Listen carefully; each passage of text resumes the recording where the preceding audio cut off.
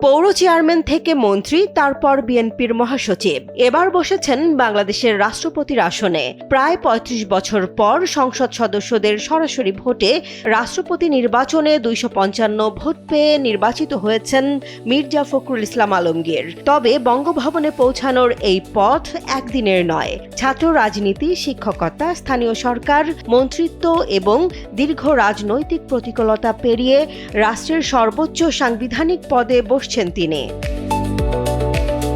১৯৪৮ সালের ২৬ জানুয়ারি ঠাকুরগাঁওয়ে জন্ম মির্জা ফখরুল ইসলাম আলমগীরের।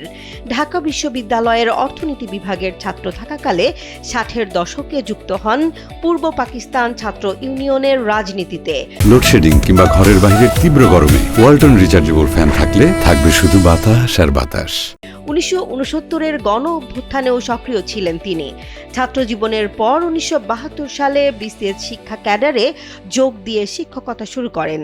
অর্থনীতি পড়িয়েছেন বিভিন্ন কলেজে। তবে শিক্ষকতার গণ্ডিতে থেমে থাকেননি মির্জা ফখরুল। ১৯৭৯ সালে যোগ দেন তৎকালীন রাষ্ট্রপতি জিয়াউর রহমানের প্রশাসনে। এরপর ১৯৮৬ সালে ন্যাপে যোগ দেওয়ার মধ্য দিয়ে সরাসরি জাতীয় রাজনীতিতে প্রবেশ। মাত্র ২ বছর পর ১৯৮৮ সালে নির্বাচিত হন ঠাকুরগাঁও পৌরসভার চেয়ারম্যান। আর ১৯৯০ সালে এরশাদ বিরোধী আন্দোলনের সময় যোগ দেন বিএনপিতে।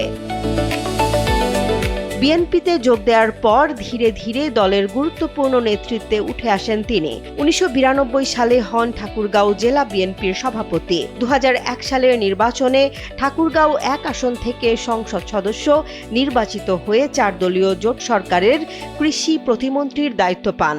পরে বেসামরিক বিমান চলাচল ও পর্যটন মন্ত্রণালয়ের প্রতিমন্ত্রীও ছিলেন তিনি। তবে মন্ত্রিত্বের চেয়েও তার রাজনৈতিক জীবনের সবচেয়ে কঠিন অধ্যায় শুরু হয় বিএনপির দুঃসময়ে। ২০০৯ সালে দলের সিনিয়র যুগ্ম মহাসচিব এবং ২০১১ সালে খন্দকার দেলোয়ার হোসেনের মৃত্যুর পর ভারপ্রাপ্ত মহাসচিব হন মির্জা ফখরুল।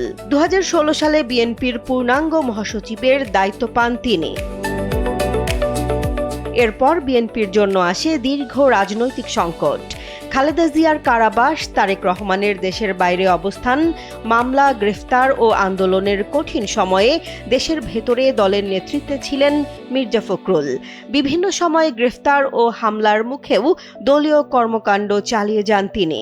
রাজনৈতিক বিশ্লেষকদের অনেকে মনে করেন এই সময়ের নেতৃত্বই তাকে বিএনপির ভেতরে আলাদা অবস্থান তৈরি করে দেয়। আরেকটি পরিচয়ও তার রাজনৈতিক পথকে অন্যদের থেকে আলাদা করেছে। নম্র, বিনয়ী ও পরিমিত বক্তব্যের রাজনীতিক হিসেবে পরিচিত। প্রতিপক্ষকে আক্রমণাত্মক ভাষায় না গিয়ে ভিন্ন মতকে সম্মান করার এই ভাবমূর্তিকে তার বড় রাজনৈতিক শক্তি হিসেবে দেখেন বিশ্লেষকরা। দীর্ঘ রাজনৈতিক পথ পেরিয়ে এবার রাষ্ট্রপতি মির্জা ফখরুল ইসলাম আলমগীর। বিএনপির মহাসচিব থেকে বঙ্গভবনের বাসিন্দা হতে যাচ্ছেন তিনি। দলীয় রাজনীতির মাঠ থেকে রাষ্ট্রের সর্বোচ্চ সাংবিধানিক পদ। আগামী ৫ বছর তার রাজনৈতিক জীবনের সবচেয়ে বড় পরীক্ষার সময়। কারণ এখন তাকে শুধু একটি দলের নেতা হিসেবে নয়, পুরো রাষ্ট্রের অভিভাবক হিসেবেই ভূমিকা রাখতে হবে। জেসমিন জাহান, কালবেলা।